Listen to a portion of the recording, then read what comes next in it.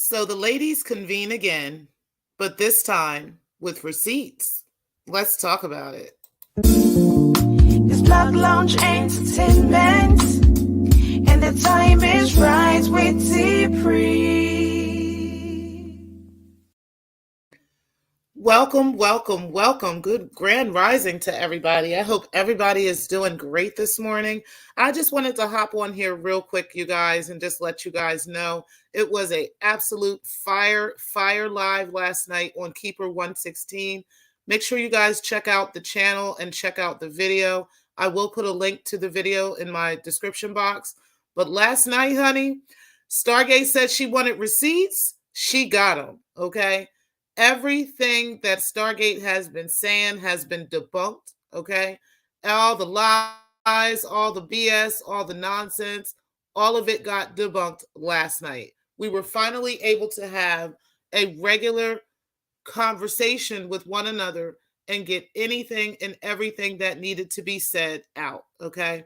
And everybody was present with the exception of Dr. Nikki. And shout out to her. I hope she's doing well. Everybody make sure they keep her in their prayers, okay?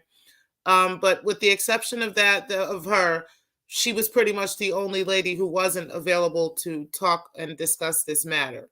But everybody pretty much talked.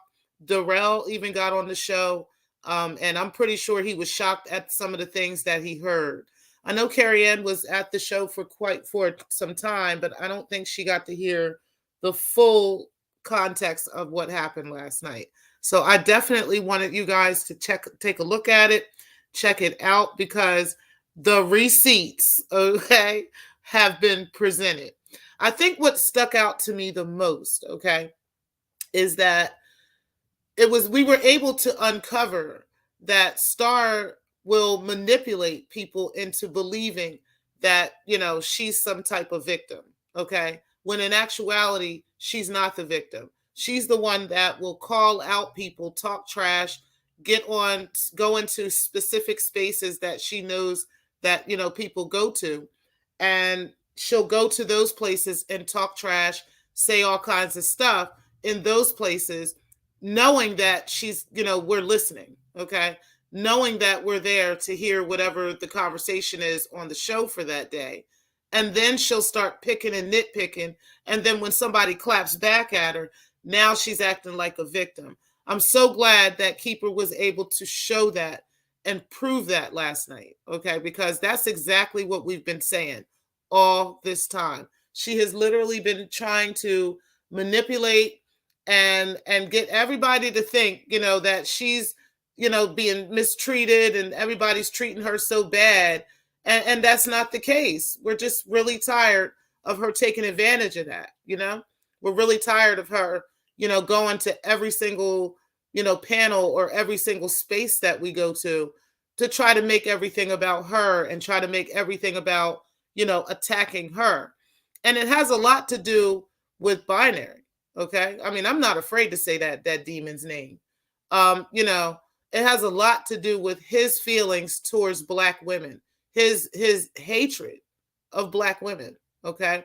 And he's very cunning. He's very, strategic with that. He's not upfront, right in your face with it at first anyway. But eventually you'll see it. Eventually over time, you'll see it. I saw it right away with him a long time. Well, not right away, but I saw it a while ago with him. And I played Diplomat with him for some time. I just allowed, okay, I'm not going to go back and forth with him, especially considering that, he's who he is. But, I played Diplomat for him for some time, and, I would go over and support, and I really was mainly supporting for Stargate. I really wasn't supporting the show for him. But I would go over and support for Stargate.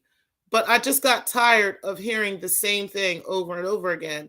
And, and then I started looking at him funny when, every time I turned around, he had a new beef with somebody in the sector and then always wanted to pull Stargate into the conversation.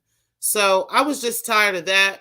I was tired of hearing about, different problems that they got every single day with a different woman. And it just, eventually I got to an understanding of the fact, well, I knew already that he just had a despise for Black women. But I got to an understanding that he's expanded this.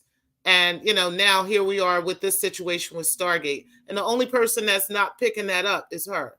And again, I think that has a lot to do with some intellect issues. But at the same time, I don't think she's that slow where she can't pick up, that somebody is using her, in these kinds of ways. Somebody's using her to just talk trash, about different women all over the place. I mean, clearly, if everybody is telling you the same thing over and over again, obviously you're the problem. Okay. I mean, that's just what it is. But shout out again to Keeper for being able to show that, for Money to Burn for being able to put that information out there and to clearly put it out so everybody can see for themselves. Nobody has to lie on Stargate. Nobody has to make up anything about her. Nobody's doing anything to her. Nobody offered her no special trips anywhere or anything crazy that she's trying. I don't know why she feels like she needs to do that. The only thing I can think of is this all goes with the whole troll gang binary thing where he just loves to spin narratives about people.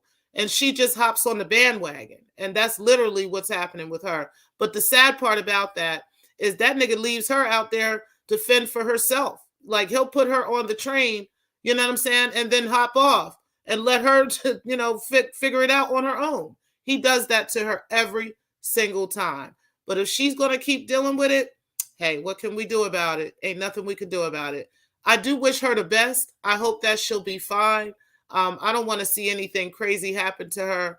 But, at the end of the day, I got to leave Stargate on that island alone. And I do think everybody else wants to do that too. I think last night's show made it more clear to content creators of what she's doing and how that's causing, issues within the sector and how we could, combat that. Nobody's telling anybody not to have her on their show. I wouldn't even mind her coming to my show, but I have a problem with her if she's continuing to talk about the same thing over and over again and picking at the women in the sector. I'm just sick of it. And then pretending that she's the victim. I'm tired of that. So again, I can't support any of that anymore. If I got to go and I got to hear your show and all I'm hearing is her talking about Dr. Nikki or her talking about Money to Burn or her talking about Keeper or me or somebody else or anybody, I just don't want to hear it. Okay.